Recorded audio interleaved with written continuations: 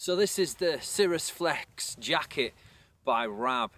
Now, I wanted to find a lightweight yet insulative jacket that I could wear on the hill as both a jacket on kind of windy days but that weren't going to be wet yet. That wind was going to get me cold in an ordinary windproof layer, and as a mid layer to wear on those really cold mountain days when a down jacket or something of that kind of nature was just going to be a little bit too much.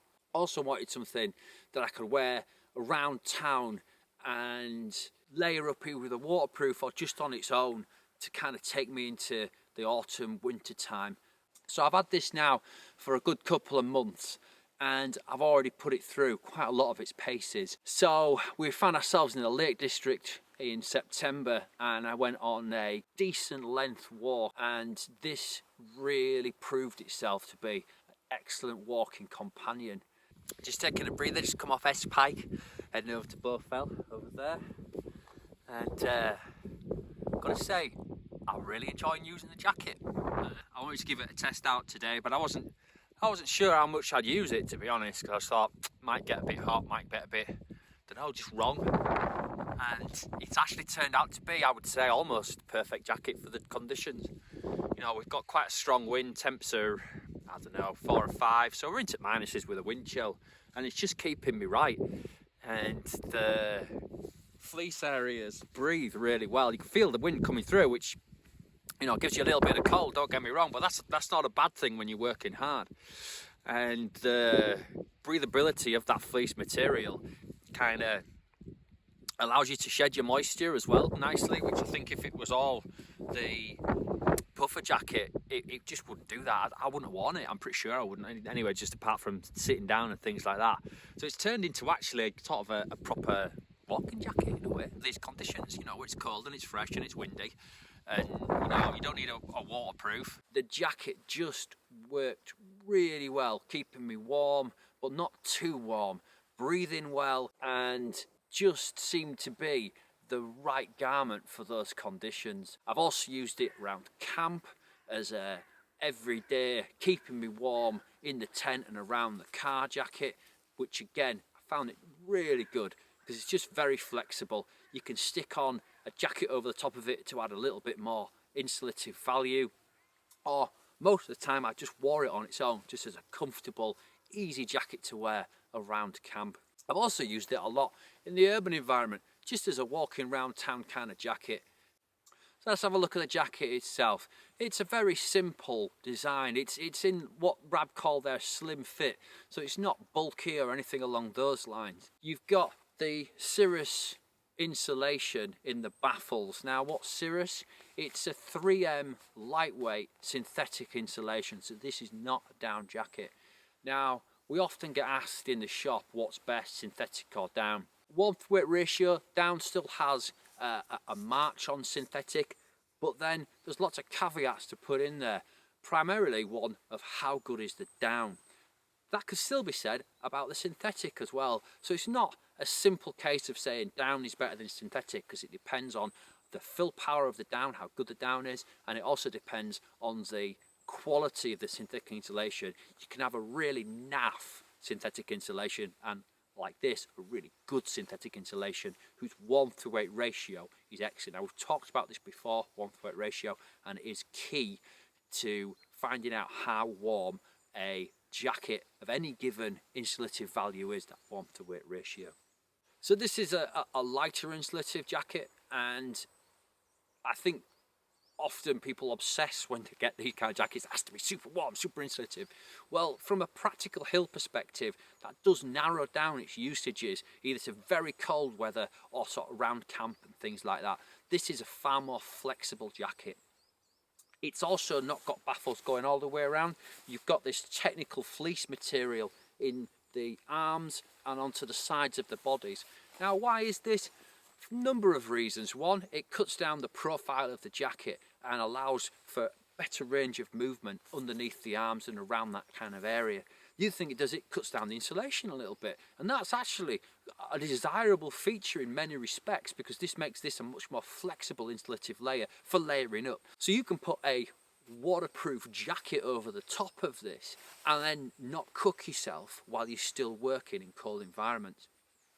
It doesn't have a hood either, and again, this is something I was looking for in a light mid-layer insulative layer, because I didn't want to have lots of bulk when I've already looking at putting a waterproof over the top.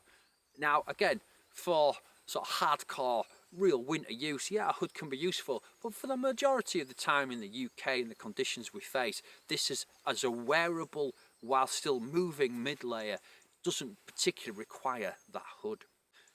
In practical use as well, the other thing I found about the fleece is that it really aids to breathability. Now you can, when the winds blow, and God, the winds really did blow on that Cumbrian day, feel the breeze coming through the non-windproof sections, but this actually turned out to be a positive. You did get some moisture accumulation on the inside, but you never got it here. So as an aid to breathability, the fleece section works extremely well. And again, I think it's a feature of an active mid-layer to out-layer insulative piece.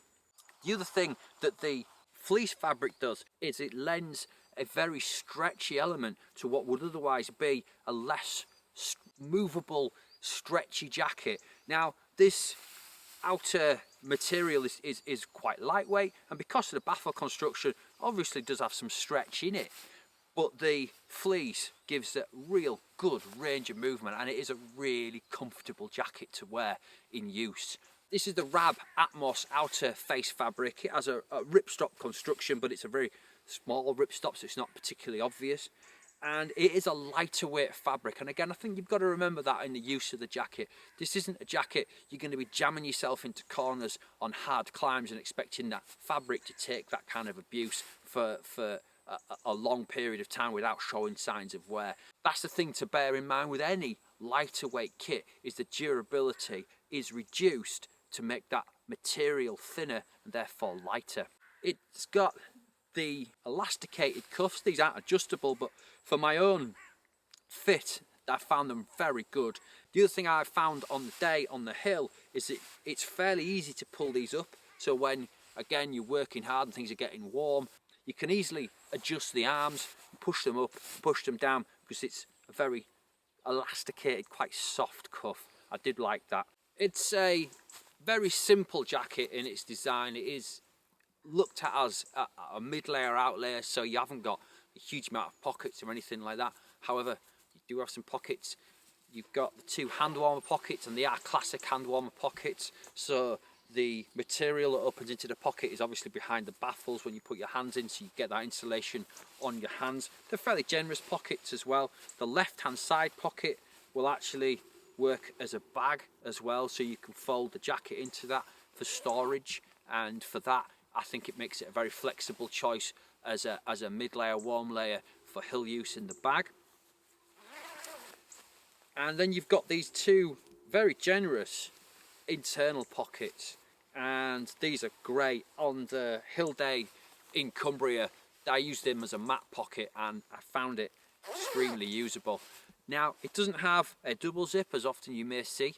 Now, a few reasons for this. One is it cuts down a little bit of weight. Secondly, keeps that urban aesthetic. And again, this is that jacket that you can definitely use in an urban environment without feeling that you've got too much of a mountaineering look to yourself. We have just a couple of draw cords as well on the bottom here, nicely tucked away. And again, this is for getting the piece nicely cinched in where necessary. This is a large, I'm 6 foot tall with a fairly long torso, and it still covers my backside quite nicely. I think that this is going to give me quite a lot of usage and fits very nicely into that mid-layer, out-layer on the right kind of conditions day. That breathability of the side panels really makes this into an active wear piece, which I think often with the full baffle designs of often the down jackets and the synthetic jackets, that you lose that flexibility. It just begins to be more of a static warm piece or a piece you use in really, really cold conditions. All in all, it's another classic from Rab. It's got a lot to like about it. It is a really good lightweight mid-layer. It's also actually a quite exceptionally good outlayer for those dry, windy, cold days you often get over in the lakes. Those beautiful days with a great visibility, you get them fantastic views, probably the best days out in the lakes. And this really looked after me on that lucky day we had back in September. I think this will be a really good choice if you're looking for that mid layer, that layer to take you into the mountains in wintertime when you want something just to put on underneath your waterproofs to give you that extra boost of insulation, but without getting too much of a barrier to moving that moisture away from you when you're working hard. In that sense, I think it's a really flexible kind of jacket. I think it's well thought out and a little bit different. And for those people who think, oh, every insulative piece has to be down, certainly it doesn't. It's got that flexibility to it. Anyway, enjoy your outdoors time.